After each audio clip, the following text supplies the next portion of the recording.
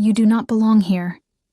The words cut through the evening air like a blade, and Sarah felt them lodge somewhere deep in her chest, where all the other rejections had already made their home. Victoria stood at the entrance of the ceremonial grounds, her crimson dress catching the last rays of sunlight, making her look like she was dressed in fire and blood. Behind her, 3 other she-wolves from prominent families laughed, the sound sharp and cruel.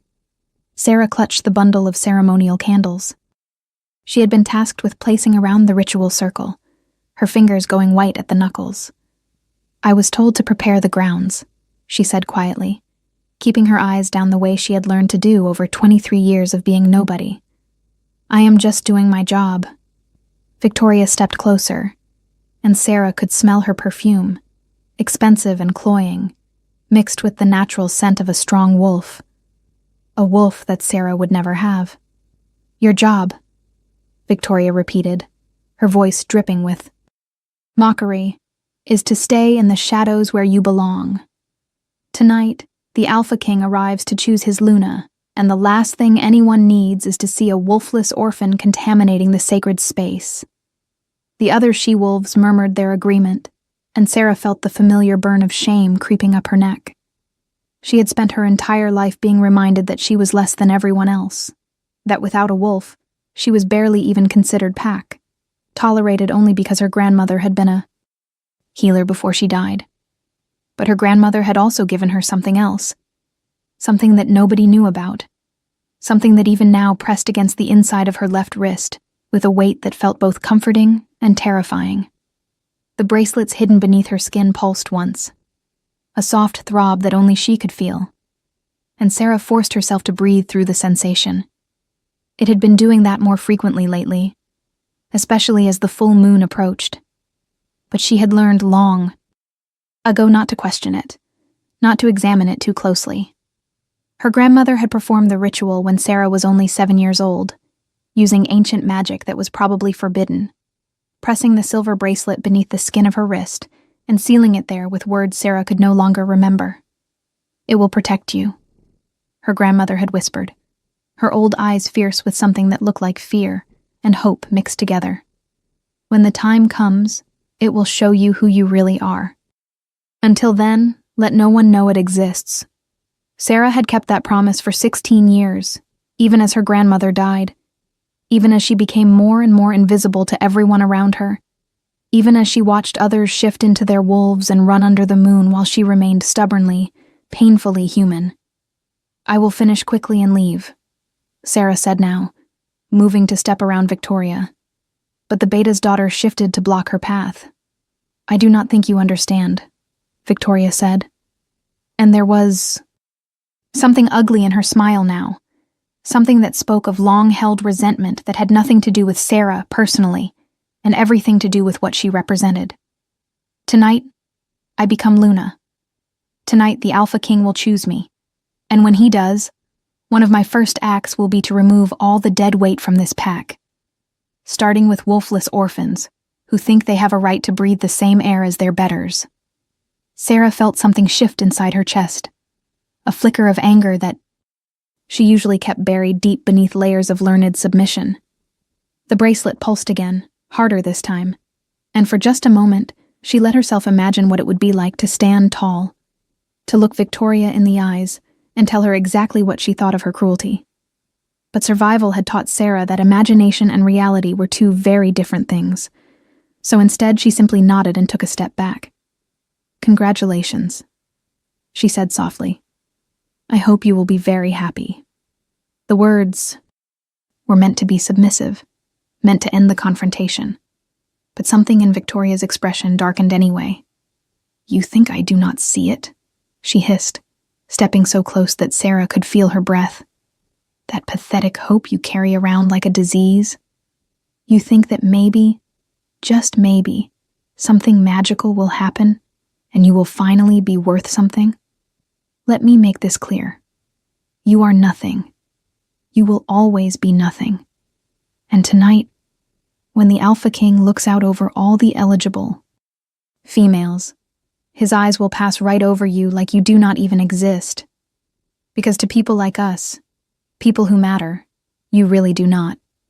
She turned on her heel and walked away, her followers trailing behind her like satellites orbiting a cruel sun. And Sarah stood there in the fading light, holding candles that suddenly felt too heavy, breathing through a tightness in her chest that had nothing to do with tears and everything to do with the grinding, exhausting weight of being exactly what. Victoria said she was nothing, but the bracelet beneath her skin pulsed again, a steady rhythm now like a second heartbeat, and Sarah pressed her right hand against her left wrist, feeling the slight ridge where the silver lay hidden beneath flesh and scar tissue. Whatever her grandmother had given her, whatever secret lay buried in her own body, it was hers. It was the only thing in the entire world that was truly hers. And even if she did not understand it, even if it never amounted to anything more than a mystery she carried to her grave, at least it was something that Victoria and her pack of beautiful, powerful wolves could never take away. Sarah finished placing the candles as the sun finally set, working quickly and efficiently the way she had learned to do, staying invisible, staying quiet, staying safe. By the time the first stars appeared in the darkening sky, the ceremonial grounds were ready, a perfect circle of white candles surrounding the ancient stone altar where the Alpha King would stand to perform the ritual of claiming. She could hear the pack gathering in the distance, excited voices carrying on the evening breeze, and she knew it was time for her to disappear. She had done her job. Now she would do what she did best: vanish. She was halfway to the edge of the grounds when the howl split the night, a sound so powerful and so primal that it stopped every wolf in its tracks. Sarah felt it resonate in her bones, felt it sink into her chest and wrap around her heart like a physical thing, and the bracelet beneath her skin suddenly flared hot, so hot that she gasped and stumbled, pressing her hand against her wrist as pain and something else, something that felt almost like recognition, flooded through her. The Alpha King had arrived. Around her, wolves began to shift and howl in response, a chorus of submission and welcome that rose to meet the moon. But Sarah could not move, could barely breathe, because the heat from the bracelet was spreading now, moving up her arm in waves that made her skin prickle and her vision blur at the edges.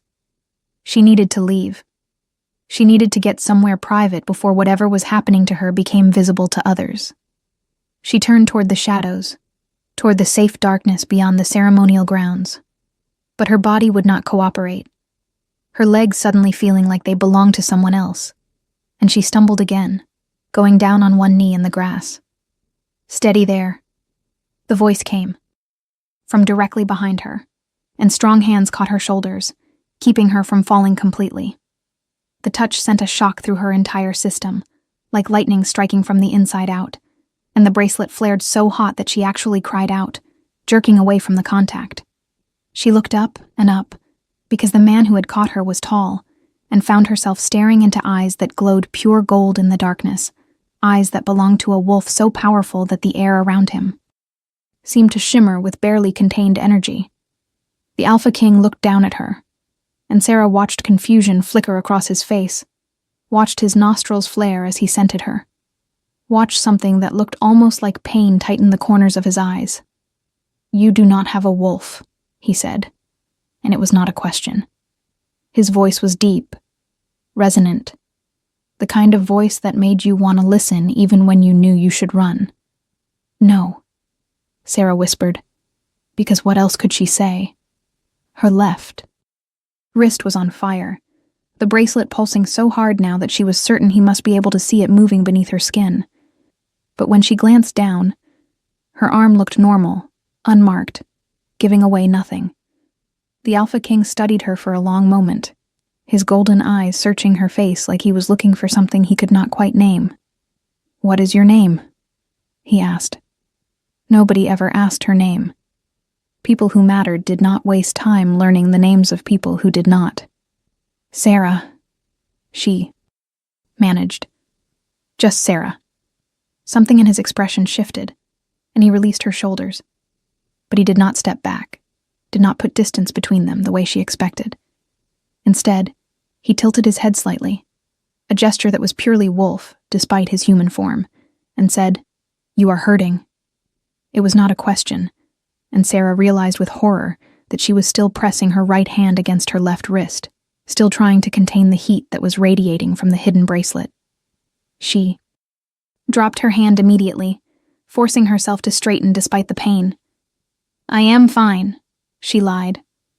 "I apologize for being in your way, Alpha King. I was just leaving." She tried to step around him the way she had tried with Victoria earlier, but this time when someone blocked her path, it felt different. There was no cruelty in it, no mockery, just a strange, intense focus that made her feel like she was the only person in the world, like everything else had faded away, and there was only this moment, this man, this impossible connection that she could not name but could feel thrumming through every nerve in her body. "Dante," he said quietly. "My name is Dante." Sarah blinked, confused and overwhelmed and still burning from the inside out. "I know who you are," she said, because everyone knew who he was. He was the Alpha King, ruler of the Northern Territories, the most powerful wolf in 300 years, the man who could have any female he wanted, and who had come here tonight to choose his Luna from among the best and brightest her pack had to offer. He was not supposed to be standing in the shadows talking to her. "Do you?" he asked. And there was something strange in his tone, something almost wistful. "Because right now, I am not entirely certain I know who I am." Before Sarah could figure out what that meant, a familiar voice cut through the darkness, sharp and imperious. "Alpha King, we have been waiting for you at the altar. The ritual must begin soon if we are to complete it under the full moon's apex." Victoria emerged from the direction of the ceremonial circle, her crimson dress now complemented by a crown of white flowers that marked her as the primary candidate for Luna. 3 steps behind her came Alpha Marcus, Sarah's pack leader, his face arranged in an expression of welcoming authority that did not quite hide his nervousness at keeping someone as powerful as Dante Blackthorn waiting. Dante turned slowly, and Sarah felt the loss of his attention, like a physical thing, like something vital had been taken away. "Of course," he said, his voice shifting into something more formal, more distant. "Lead the way." Victoria's eyes landed on Sarah still kneeling in the grass, and her expression turned poisonous. "What are you still doing here?" she demanded. "I told you to leave." "She was just going," Dante said, before Sarah could respond, and there was a note of command in his voice that made Victoria stiffen. "But perhaps she should stay." The silence that followed was absolute. Alpha Marcus's eyes went wide. Victoria looked like she had been slapped, and Sarah felt the world tilt sideways because there was no possible reality in which the Alpha King would suggest that a wolfless orphan should attend the ritual of claiming. "I do not understand," Victoria said carefully, and Sarah could hear the effort it took for her to keep her voice respectful. "Sarah is not eligible for the ritual. She has no wolf. She is barely pack." "Nevertheless," Dante said, and his eyes found Sarah again, that golden gaze intense and searching. "I would like her present, unless there is some law that forbids it." Alpha Marcus cleared his throat, clearly scrambling for a diplomatic answer. "No law, Alpha King, but tradition holds that only those who could potentially be chosen should attend. It is meant to be a sacred ceremony, limited to those of proper standing." "Proper standing," Dante repeated, and something in the way he said it made it sound like an insult. "And who decides what constitutes proper standing, Alpha Marcus? Who determines which of the moon goddess's children are worthy to stand in her light?" It was a trap, Sarah realized. A political trap that Alpha Marcus had walked straight into, because to answer honestly would be to admit that they had created their own hierarchy, their own judgment system that had nothing to do with the moon goddess and everything to do with power and bloodlines. "Please," Sarah said, quietly, forcing herself to stand despite the continued burning in her wrist. "I do not want to cause any problems. I will go." She did not wait for permission, just turned and walked toward the darkness beyond the ceremonial grounds, her heart hammering against her ribs and her mind spinning with confusion. What had just happened? Why had the Alpha King spoken to her at all, let alone defended her presence? And why did the bracelet continue to pulse beneath her skin? A rhythm that seemed to match footsteps she could hear following behind her. Wait! His voice carried command that her body responded to, even though she had no wolf to force submission. She stopped, but she did not turn around. Could not turn around, because if she looked at him again, if she saw whatever expression was on his face, she was afraid she might do something catastrophic like cry or laugh or demand answers to questions she had no right to ask. If you are enjoying this story, do not forget to leave a like and subscribe to the channel for more emotional stories like this one. I do not know what you are playing at, she said, keeping her voice low. But I would appreciate it if you would just let me leave with what little dignity I have left. She heard him move closer, felt his presence at her back like heat from a fire. I am not playing at anything, Dante said. And he sounded genuinely confused, genuinely thrown off balance in a way that someone like him should never sound. I need you to tell me something, and I need you to tell me the truth. What? Sarah asked, still not turning. Do you feel it? The question was so quiet she almost missed it. Feel what? She whispered. But she knew. The moon goddess help her. She knew exactly what he was talking about, because she could feel it too. A pull that had nothing to do with logic or reason. A connection that thrummed beneath her skin, right alongside the pulse of the hidden bracelet. Like thunder in your blood, Dante said. Like every step you take away from me is physically painful. Like something is trying to claw its way out of your chest and reach for something it recognizes, but cannot name. Sarah closed her eyes, her breath coming short and fast. I do not have a wolf, she said. Whatever you are feeling, it cannot be what you think it is. The mate bond does not work without a wolf on both sides. I know what the mate bond feels like, Dante said. And there was something raw in his voice now, something vulnerable that made her chest ache. I have felt its absence for 30 years, waiting and searching and hoping. This is not that. This is something else. Something I have never felt before. And I need to understand what it is before I walk into that circle and choose a Luna out of political necessity rather than genuine connection. She turned then, unable to stop herself, and found him closer than she expected.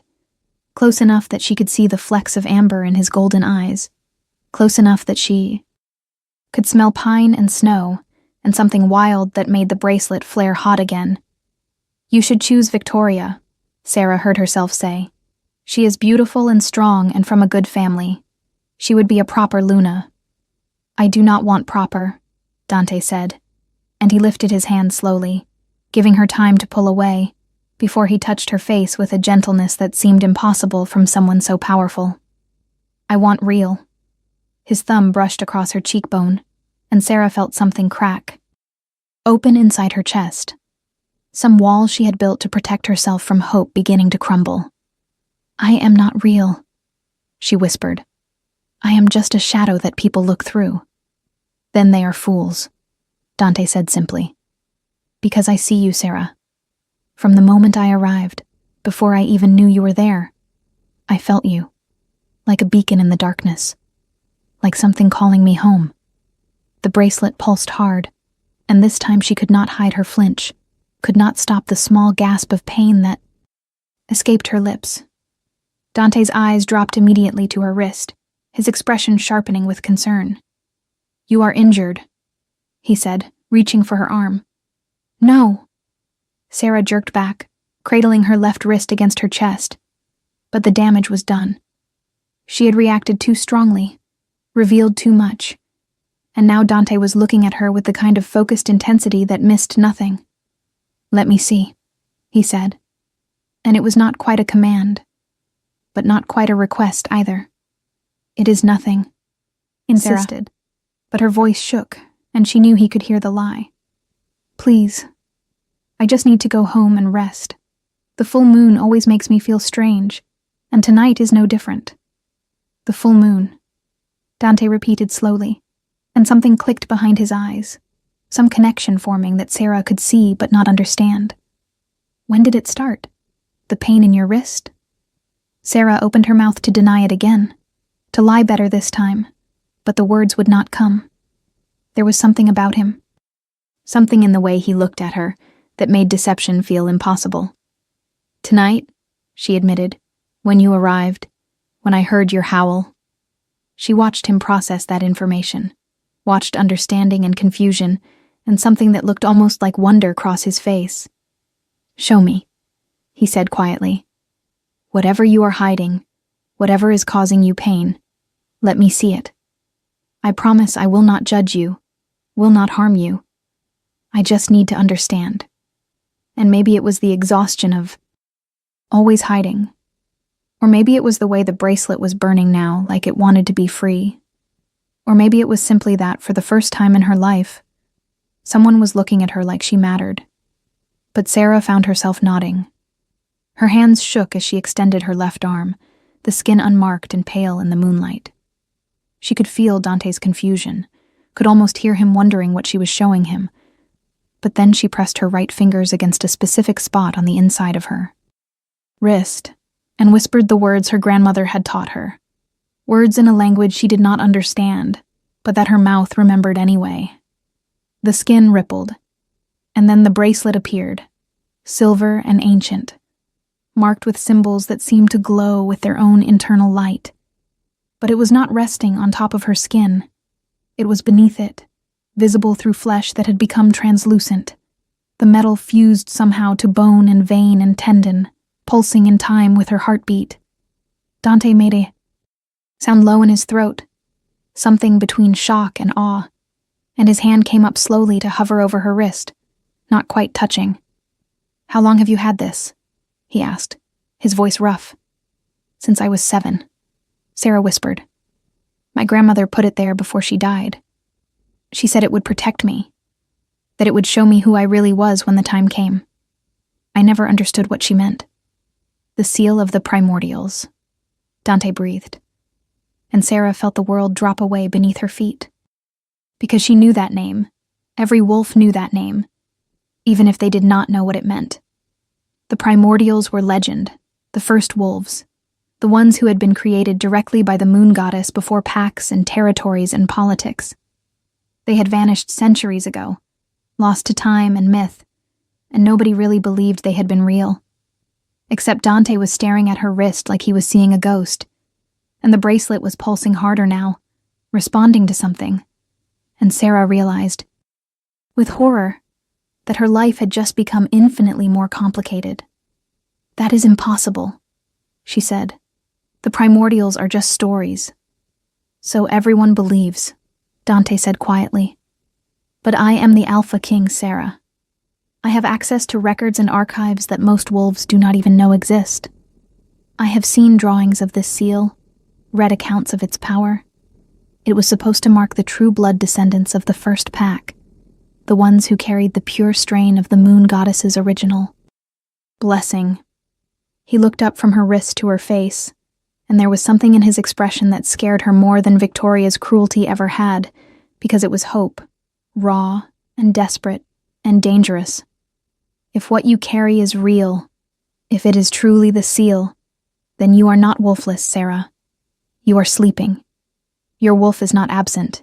It is waiting for the right moment, the right trigger to awaken. No, Sarah said, shaking her head, trying to pull her arm back, but Dante caught her hand, gently, holding her in place. That is not possible. I am 23 years old. If I had a wolf, it would have emerged by now. Everyone shifts for the first time between 16 and 18. I am too old. Normal wolves shift between 16 and 18, Dante corrected. But the primordials were different. Their first shift often came later, sometimes not until they found their true mate, because their wolves were too powerful to emerge without that stabilizing connection.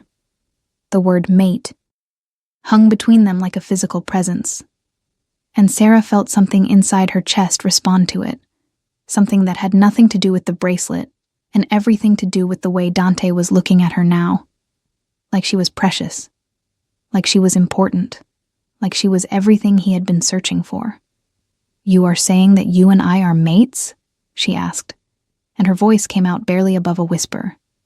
"That this feeling, this pull, is real?"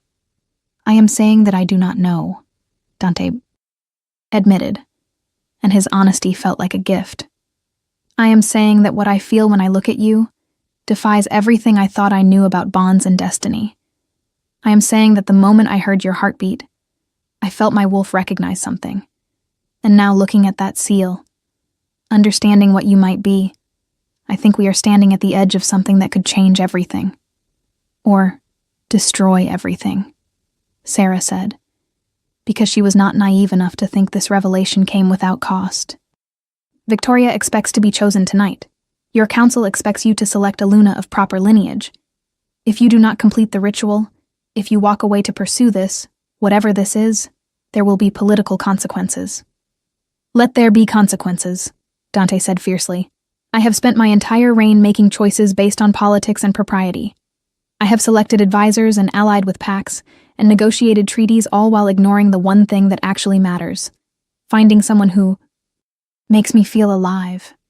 He stepped closer, and Sarah could feel the heat rolling off him in waves, could see the way his eyes had started to glow brighter, his wolf rising close to the surface. "But I will not force you into anything," he continued, his voice dropping lower, more intimate. "If you tell me to walk away, if you tell me to complete the ritual with Victoria and forget this conversation ever happened, I will do it. Your choice, Sarah. Your life. Your decision."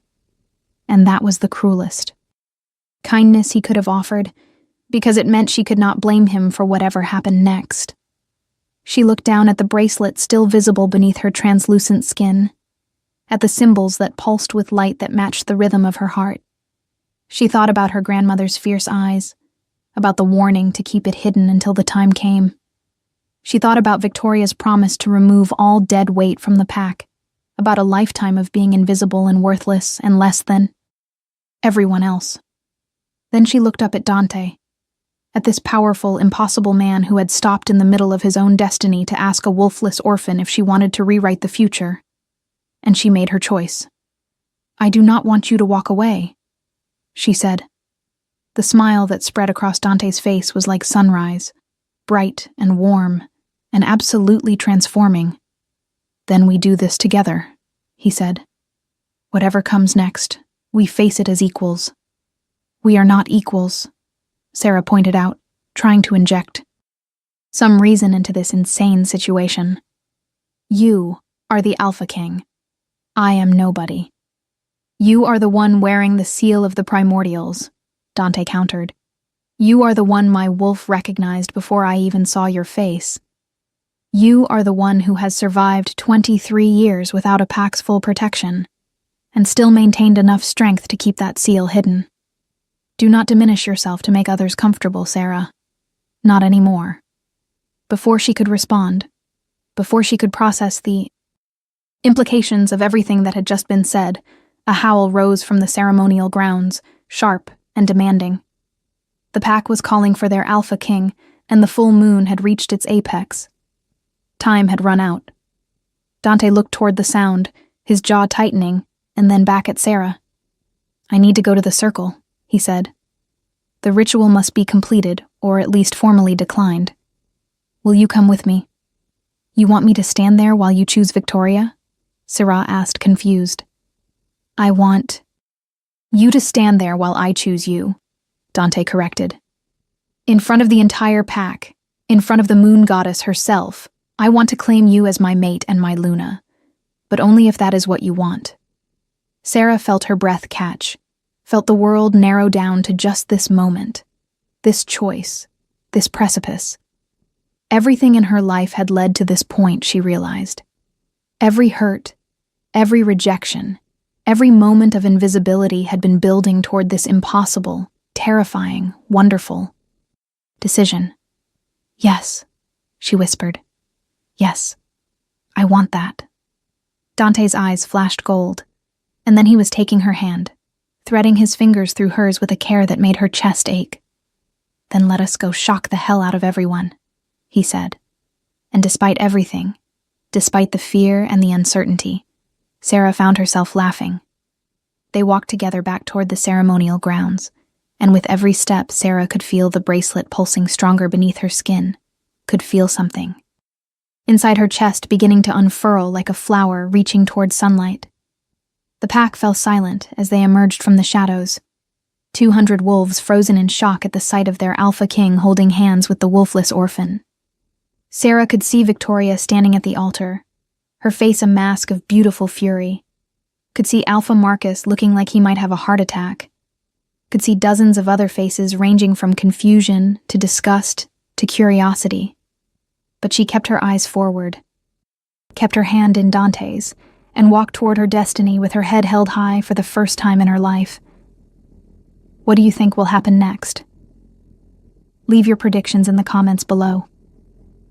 The ceremonial circle was lit by hundreds of white candles, their flames dancing in the evening breeze and casting shadows that made the ancient stone altar look even older, even more sacred.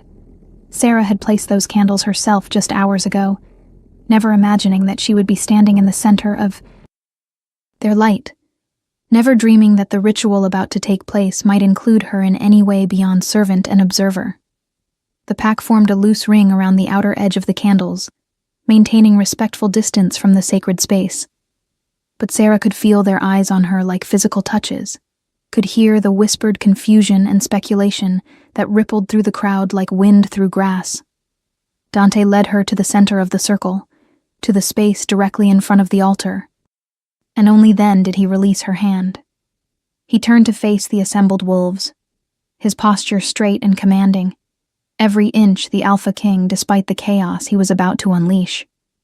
"I thank you for welcoming me to your territory," he began, his voice carrying easily across the grounds, pitched to reach even the wolves at the very back. "I came here tonight to fulfill tradition, to choose a Luna through the sacred ritual of claiming. What I did not expect was to find something far more important than tradition. I did not expect to find truth." Victoria made a small sound of protest from where she stood at the altar's right side, but Alpha Marcus put a hand on her arm, silencing her. Sarah could see the calculation in the older wolf's eyes, could practically watch him trying to determine how to handle this situation without offending the most powerful alpha in the territories. "The mate bond," Dante continued, "is supposed to be the moon goddess's greatest gift to her children. It is supposed to transcend pack politics and family expectations. It is supposed to be sacred above all else. Yet how many of us have ignored it when it proved inconvenient? How many have chosen political alliances over genuine connection, proper bloodlines over true compatibility?" He paused, letting the words sink in, and Sarah could feel the discomfort rolling off the assembled wolves. This was not the speech they had expected, not the ritual they had come to witness. "I stand before you tonight having felt something I have waited my entire life to experience," Dante said, and his eyes found Sarah, held her gaze with an intensity that made her breath catch. "I stand before you having recognized in another wolf something that my own soul answers to, and I will not dishonor the moon goddess by pretending that politics matter more than her design." He turned to Alpha Marcus, his expression shifting to something harder, more commanding. "I formally request the right to claim Sarah as my mate and Luna, to bind her to me through the sacred ritual under this full moon." The silence that followed was so complete that Sarah could hear her own heartbeat, could hear the crackle of candle flames and the distant sound of night birds. Then Victoria laughed, the sound sharp and ugly. "You cannot be serious," she said, "and protocol be damned." She stepped forward, her beautiful face twisted with contempt. "She has no wolf. She is not even properly pack. You would choose a defective orphan over me? Over any of the eligible females here tonight who could actually fulfill the role of Luna?" "Careful," Dante said, and his voice dropped into a register that made every wolf present straighten involuntarily, responding to the command of an alpha so powerful that his authority was absolute. "You are speaking about my mate. Mind your tone." "Mate?" Victoria spat the word like it was poison. "She cannot be your mate." The bond requires a wolf on both sides. Everyone knows that. This is some kind of trick, some scheme to manipulate you for her own benefit. She whirled to face Sarah directly, her eyes blazing with fury. What did you do? What magic did you use? I know you come from a line of healers. Did your grandmother teach you some forbidden spell to ensnare an alpha? Victoria, that is enough, Alpha Marcus said, his voice strained, but his daughter ignored him. Show us your wolf, Victoria demanded, stalking towards Sarah with predatory grace. If you are truly the Alpha Kings. Mate, if you are truly worthy to stand in this circle, then shift. Prove that you are not just some human pretending to be one of us. Sarah felt panic rise in her throat, felt the familiar shame and inadequacy threatening to swallow her whole. But then Dante was moving, putting himself between her and Victoria, with a speed that spoke of lethal intent. Step back, he said quietly, and there was death in his voice, absolute and certain. Or I will make you step back, and you will not enjoy the method. Victoria froze, survival instinct finally overriding her rage, and she retreated 3 steps, her chest heaving. But her eyes never left Sarah, and the hatred there was a living thing, a promise of violence that would come the moment Dante's protection was removed. She cannot shift, Victoria said, appealing now to the watching pack, to the court of public opinion. She has never shifted. She is wolfless, and everyone here knows it. This is a farce, and we are all watching our alpha. King be deceived by something we do not understand. You are right, Sarah said quietly, and felt every eye snap to her. I cannot shift. I have never had a wolf emerge. By every measure that this pack uses to determine worth, I am exactly what you say I am. Defective. Broken. Less than. She heard Dante make a sound of protest, but she held up her hand, asking him silently to let her speak. But I am also something else, she continued, and she held up her left wrist, pressing her fingers against the spot that would reveal the bracelet. Something that has been sleeping inside me, waiting for the right moment to wake up. She spoke the words her grandmother had taught her, and watched as the skin became translucent again, as the ancient silver seal appeared beneath the flesh, glowing with internal light that grew brighter and brighter until several wolves had to look away. The gasps that rippled through the crowd were audible, shocked exclamations in multiple voices, as wolves recognized the symbols, recognized what they were seeing even if they could not quite believe it. The seal of the primordials, someone breathed from the crowd, and then others were echoing it, the name passing from wolf to wolf like wildfire. Impossible. It is a trick. No, look at it. Look at how it glows. The primordials are extinct. Then what is that on her wrist? Alpha Marcus stepped forward, his face pale, his eyes fixed on Sarah's arm with an expression that combined shock and fear, and something that might have been awe. How long have you hidden this? He asked, and his voice shook. All my life, Sarah said simply. My grandmother gave it to me, sealed it beneath my skin when I was 7 years old. She told me to keep it secret until the time was right, and I have. Until tonight. Why tonight? Marcus asked. What changed? Sarah looked at Dante, at the Alpha King who had stopped his own ritual to pursue a connection he could not name, and she felt the truth of it settle in her bones. He changed things, she said. When he arrived, when I heard his howl, the seal responded. It recognized him, called to him, pulled us together. I do not fully understand it yet, but I know it is real. I know that whatever bond exists between us, it is connected to this seal, to the power it represents. The primordial wolves mated differently than we do, a new voice said, and an elderly she-wolf stepped forward from the crowd, her silver hair catching the moonlight. Sarah recognized her as Elder Teresa, one of the few wolves in the pack old enough to remember stories from before the last Great War. Their bonds were not instantaneous like ours. They required activation, awakening. The seal would recognize compatible souls, would draw them together, but the full bond could only form under specific conditions. What conditions?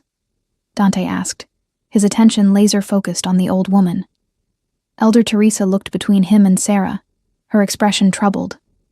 A blood. Oath under the full moon, she said. Witnessed by Pack and sanctioned by the moon goddess herself. The claiming ritual, in other words. But for primordials, the ritual did more than just formalize a bond. It awakened the dormant wolf in the one who carried the seal. The implications of that statement hung in the air like smoke, and Sarah felt her heart begin to race. You are saying that if we complete the ritual, Dante said slowly, Sarah's wolf will emerge. I am saying that according to the old stories. Yes, Teresa replied. The primordial bloodline lay dormant across generations, waiting for the right match, the right moment, the right catalyst. If Sarah truly carries that bloodline, if the Alpha King is truly her destined match, then the claiming ritual should trigger her first shift. Should? Sarah repeated, latching onto that word. But you are not certain? Child, I am relating stories I heard from my grandmother, who heard them from hers. Teresa said gently. I cannot promise you anything except that what you carry is real and powerful and ancient beyond measure. What it will do is between you and the moon goddess. Victoria laughed again, but this time the sound was desperate rather than cruel.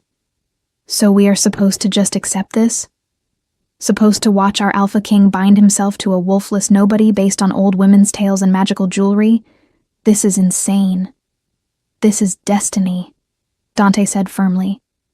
He turned to face the assembled pack, his posture radiating authority. I came here tonight to choose a Luna, and I have chosen. I choose Sarah, bearer of the primordial seal, recognized by my wolf and my soul as the one I have been searching for. Any who would challenge this choice may do so now, but know that you challenge not just my decision, but the will of the moon goddess herself. Silence. Complete absolute silence, as every wolf present processed what was happening, processed the implications of defying an Alpha King on a matter of mate. Claiming. Even Victoria, furious and humiliated as she was, seemed to understand that some lines could not be crossed. Then I will proceed with the ritual, Dante said. He turned to Sarah, and his expression softened, the command leaving his voice to be replaced with something gentler. If you are willing, if you understand that what we are about to do cannot be undone, that it will bind us together for life, that it may awaken something in you that has slept for 23 years. If you are ready to take that risk, to step into an unknown future with me, then I am ready to claim you before the moon goddess, and everyone here as witnesses. Sarah looked at the man before her, this powerful, impossible Alpha King, who had chosen her over politics and propriety. She looked at the assembled pack, at Victoria's rage and Alpha Marcus's fear, and the mixture of curiosity and skepticism on dozens of other faces. She looked down at the seal on her wrist, at the silver that glowed beneath her skin, pulsing in time with her heartbeat. And she thought about her grandmother's final words. When the time comes, it will show you who you really are. I am ready, Sarah said, and her voice did not shake. I am ready to find out who I really am. If you want to see how this story ends, make sure you are subscribed with notifications on. Dante smiled, and then he was reaching for her hands, pulling her to stand directly in front of him at the altar. The ancient stone was carved with symbols that matched the ones on her seal, Sarah realized with a start, spirals and crescents and geometric patterns that seemed to move in the candlelight. The ritual of claiming is ancient, Dante said, his voice formal now, taking on the cadence of ceremony. It predates our modern pacts, predates politics and territory disputes. It returns us to the beginning, to the moment when the moon goddess first blessed her children with the gift of eternal partnership. He picked up a ceremonial knife that lay on the altar, its blade silver and sharp, catching the moonlight. In claiming you, I offer my blood, my protection, my loyalty, and my heart. I swear before the moon goddess and these witnesses that from this moment forward, your enemies are my enemies, your joys are my joys, your burdens are mine to share." He drew the blade across his palm without hesitation, and dark blood welled up, dripping onto the altar stone where it sizzled slightly against the ancient rock. Then he held the knife out to Sarah, handle first, and waited. Sarah's hand shook slightly as she took the blade, but she forced herself to be steady as she pressed the sharp edge against her own palm. "In accepting your claim," she said, following the traditional words even though she had never expected to speak them, "I offer my blood, my trust, my loyalty, and my heart. I swear before the moon goddess and these witnesses that from this moment forward, your enemies are my enemies, your joys are my joys, your burdens are mine to share." She drew the blade across her skin, felt the sharp sting of pain, and watched as her own blood joined Dante's on the altar stone. The moment the two bloods mixed, the seal on her wrist flared so bright that several wolves cried out, shielding their eyes. Heat exploded through Sarah's entire body, not painful, but intense, like every nerve was suddenly awake and firing all at once. Dante grabbed her bleeding hand with his own, their wounds pressing together, their blood mingling, and Sarah felt something massive and powerful slam into her consciousness like a tidal wave. It was not words, not exactly, but she understood it anyway. Ancient. Waiting. Awake. Her wolf finally, after 23 years of silence, was rising. The pain hit next, and this time there was nothing metaphorical about it. Sarah's bones began to shift, to crack and reform, and she screamed, the sound raw and primal. She fell to her knees, still gripping Dante's hand like it was the only thing anchoring her to reality, and felt her body begin to tear itself apart and rebuild in a new configuration. "It is okay," Dante was saying, his voice cutting through the agony. "I have you. I am here. Let it happen, Sarah. Do not fight it. Let your wolf come." She could hear the pack murmuring, could hear shock and fear and excitement in their voices, but it all seemed distant, unimportant compared to what was happening inside her own skin. Her spine arched, her jaw elongated, her hands curled into claws, and then suddenly, blessedly, the pain crested and broke, and she was falling into sensation that was completely alien, and yet somehow utterly right. Fur rippled across her skin, silver and white, catching the moonlight. Her senses exploded outward, suddenly able to hear heartbeats from 50 yards away, to smell individual wolves in the crowd, to see in the darkness like it was daylight. Her muscles reformed, powerful and strong, and when she finally looked down at herself, she saw 4 paws instead of hands, saw a body that was lithe and predatory and absolutely, undeniably wolf. The pack erupted into howls, a chorus of welcome and recognition that made Sarah's new ears pin back briefly before she adjusted to the sound. She was dimly aware of Dante shifting beside her, his transformation smooth and practiced. And then she was looking up at a massive black wolf with gold eyes that gleamed in the darkness. Her mate. Her alpha. Her equal. The word resonated through. Their new bond with a certainty that needed no explanation. Dante's wolf moved closer, pressing his much larger body against her smaller one, and Sarah felt their bond snap into place completely, no longer just potential, but actual, a golden thread connecting their souls that she could see and feel and touch through their pack link. "Mine," he said through their bond, the word accompanied by such fierce possession and pride that it made her wolf preen. "Mine," she agreed, and felt his joy explode. Through their connection, like fireworks. They stood there for a moment, just breathing, just existing in the reality of what they had become together. And then Dante threw back his head and howled, a sound of pure triumph that resonated with power and ancient magic.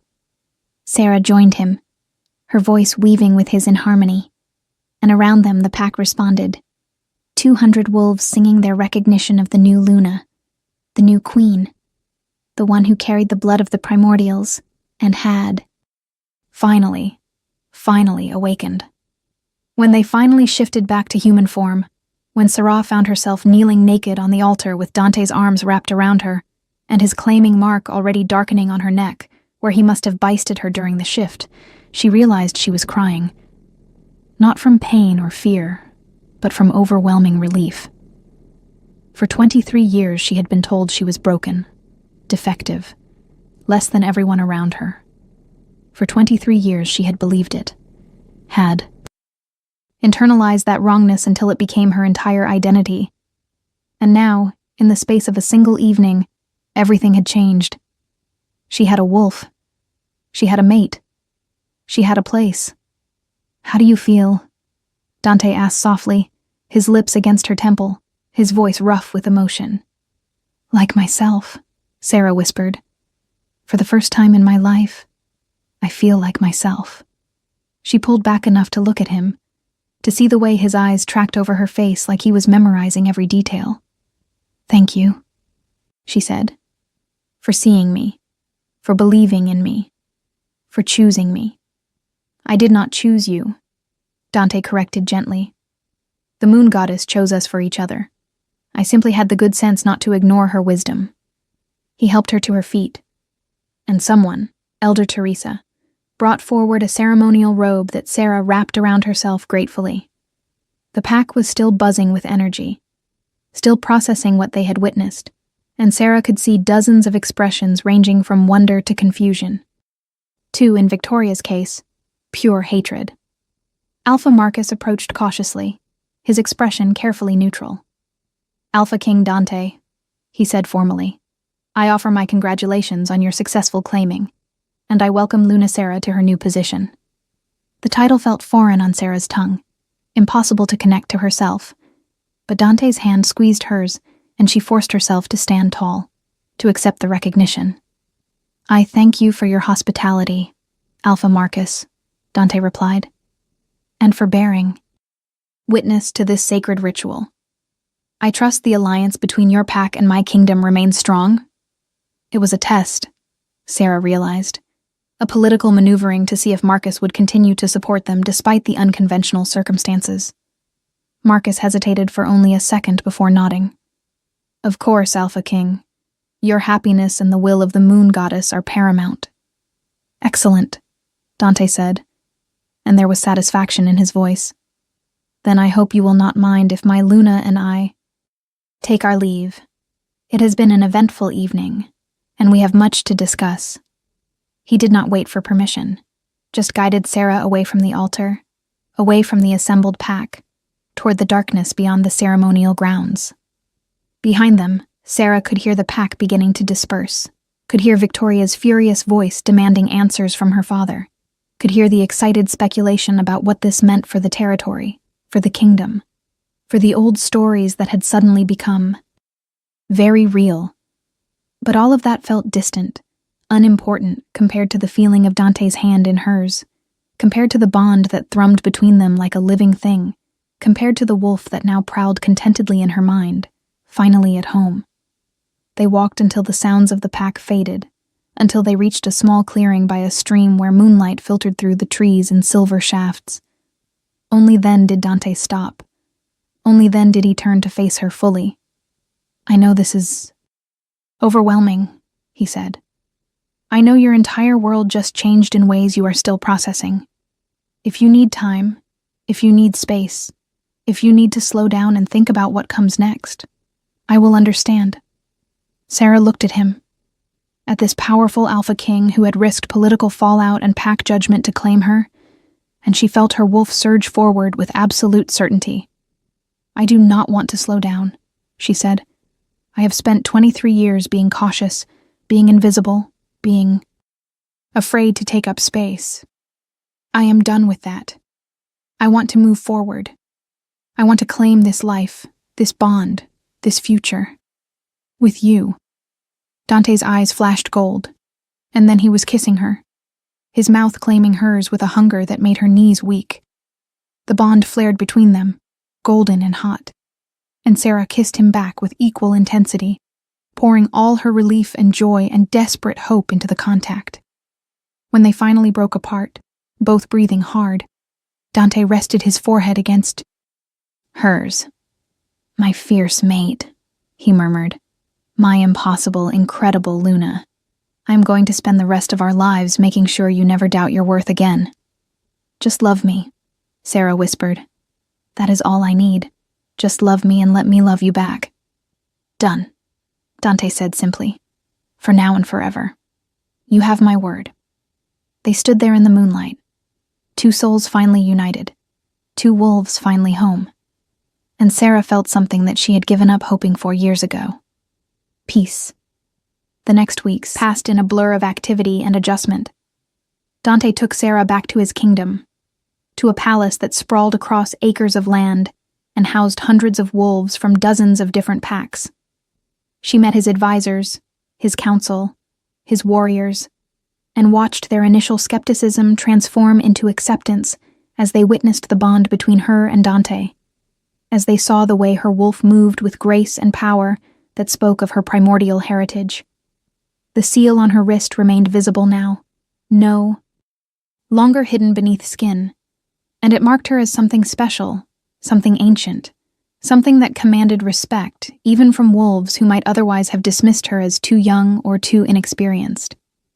Elder Teresa came to visit, bringing with her ancient texts about the primordials, and together she and Sarah spent hours decoding the symbols on the seal, understanding the power it represented.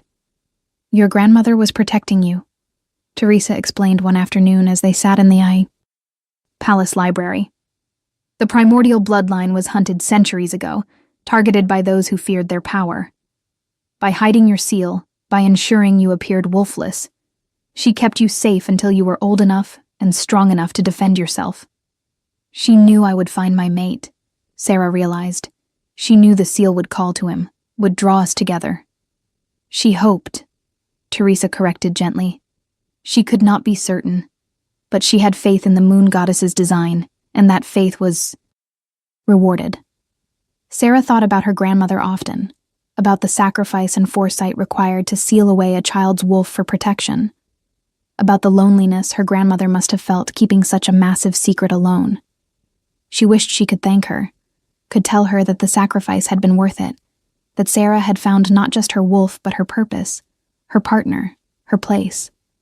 But the dead did not return, so instead Sarah honored her grandmother's memory by living fully, by embracing her power instead of hiding from it, by standing at Dante's side as his equal and helping him rule with wisdom and compassion. Not everything was easy. Victoria's pack eventually withdrew their alliance, bitter over the perceived insult, and there were other packs who questioned Dante's judgment, who wondered if he had been manipulated by ancient magic, rather than guided by genuine bond. But for every wolf who doubted, there were 3 more who supported them, who saw the strength of their connection and recognized it as authentic. 6 months after the claiming ritual, Sarah stood on a balcony overlooking the kingdom, watching the sun rise over the mountains, and felt Dante's arms wrap around her from behind. "What are you thinking about?" he asked, his breath warm against her ear. "How different my life is now," Sarah admitted. "How impossible all of this would have seemed a year ago. How grateful I am that you were brave enough to choose me over what was expected. I would choose you 1,000 times over," Dante said firmly.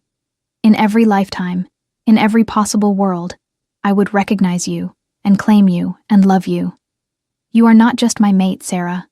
You are my partner, my equal, my Luna, in every sense of the word."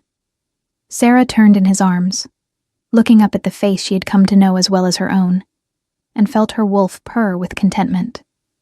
"I love you," she said simply. "I know I do not say it enough, but I need you to know. I love you more than I thought possible." "I love you too," Dante replied. "My Sarah, my Luna, my forever." They stood there as the sun climbed higher. 2 wolves united by destiny and choice, by ancient magic and modern devotion. And Sarah knew with absolute certainty that she had found her home. Not in a place, not in a palace or a kingdom, but in him, in them, in the bond that would hold them together through whatever challenges came next. She was no longer the wolfless orphan that Victoria had mocked. No longer the invisible servant that her pack had overlooked. She was Luna Sarah, bearer of the primordial seal, mate to the Alpha King, and she had finally become exactly who she was always meant to be.